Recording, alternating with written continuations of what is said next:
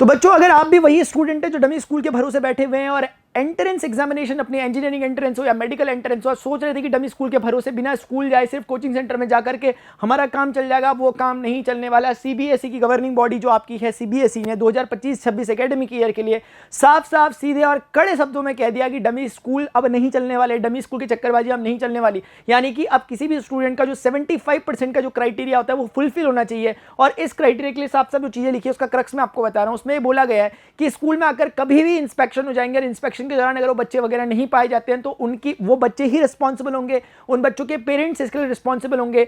खुद जो वो स्कूल्स हैं, जो स्कूल इस तरह की चीजें कर रहे होंगे, अगर डमी स्कूल जैसी फैसिलिटीज प्रोवाइड कर रहे होंगे जो कि इनएप्रोप्रिएट है, सीबीएसई के मायने ऐसा मानना है कि ये चीजें नहीं लागू होनी चाहिए, क्योंकि इससे कहीं ना कहीं स्कूल पर ही एक सवाल खड़ा उठता है, स्कूल के कल्चर पर सवाल खड़ा उठता है। और जो बच्चा एक डिसिप्लिन की जो कमी बच्चे में देखने को मिलती है वो सब यहां पर होती है। ये न्यूज आपको देखने को मिली थी और इसका सीधा सा मोटिव बच्चों यही है ताकि एक डिसिप्लिन मेंटेन किया जा सके। क्योंकि अगर जो बच्चे नहीं जानते डमी स्कूल, पहले मैं बता दूं, इसका मतलब ये होता है कि बच्चे इस स्कूल में एडमिशन ले लेते हैं, मतलब वो कागजों में स्कूल में मौजूद होते हैं लेकिन सच में वो स्कूल में मौजूद नहीं होते, बल्कि कहीं दूसरे ही शहर जाकर के अपनी पढ़ाई लिखाई कर रहे होते हैं या किसी एंट्रेंस एग्जामिनेशन की प्रिपरेशन कर रहे होते हैं। तो अब सीबीएसई ने क्लियर किया कि ऐसा वाला फंडा नहीं चलने वाला डमी स्कूल्स वाला।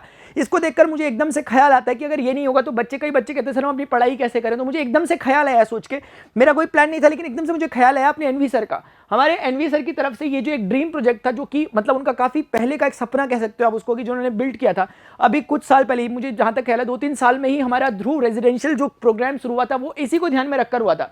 क्योंकि हमें अच्छी पढ़ाई भी चाहिए। अगर हम कहते हैं हमारे स्कूल में अच्छी पढ़ाई नहीं हो पा रही या कुछ नहीं मिल पा रही किसी तरीके से, हमें तो कोचिंग जाना पड़ेगा, तो उसमें वो 75% वाला क्राइटेरिया वो सब मिसमैच हो जाती है चीजें। तो ये रेजिडेंशियल प्रोग्राम था ही कुछ ऐसा, आप इसे बाद में पढ़ लेना, मैं सिर्फ एक रेफरेंस के लिए आपको दिखा रहा हूं चीजें, कि ये प्रोग्राम था ही ऐसा कि बच्चा आकर के अपना प्रॉपर स्कूल में ही पढ़ाई करे, स्कूल में ही उसकी पढ़ाई हो रही है, लेकिन पढ़ाने वाले टीचर्स टॉप फैकल्टीज हैं, यानी कि जो जिनके लिए इधर उधर जा रहा है वो टीचर्स उसके स्कूल में ही आकर उसे पढ़ा रहे हैं। तो ये बेस्ट एक चीज होती है जो मुझे ख्याल आई यहां से, जो आप लोगों को रेफरेंस के लिए बतानी चाहिए। यानी प्रॉब्लम अगर है तो उसका बच्चों सॉल्यूशन भी उसका हमारे पास मौजूद है।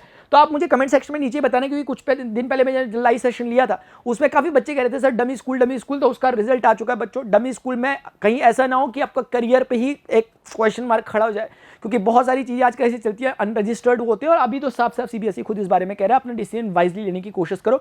अगर आपको इन्फॉर्मेशन सही लगी तो नीचे कमेंट सेक्शन में बताओ, और ये भी बताओ कि आपने क्या डमी स्कूल में कोई एडमिशन ले रखा है कि नहीं ले रखा। अगर ले रखा है तो जल्दी से जल्दी अपने पेरेंट्स से डिस्कशन करो, जो भी अथॉरिटीज है उनसे पूछो और इस चीज पे काम करो, क्योंकि आपके करियर का सवाल है। ठीक है, गुड बाय।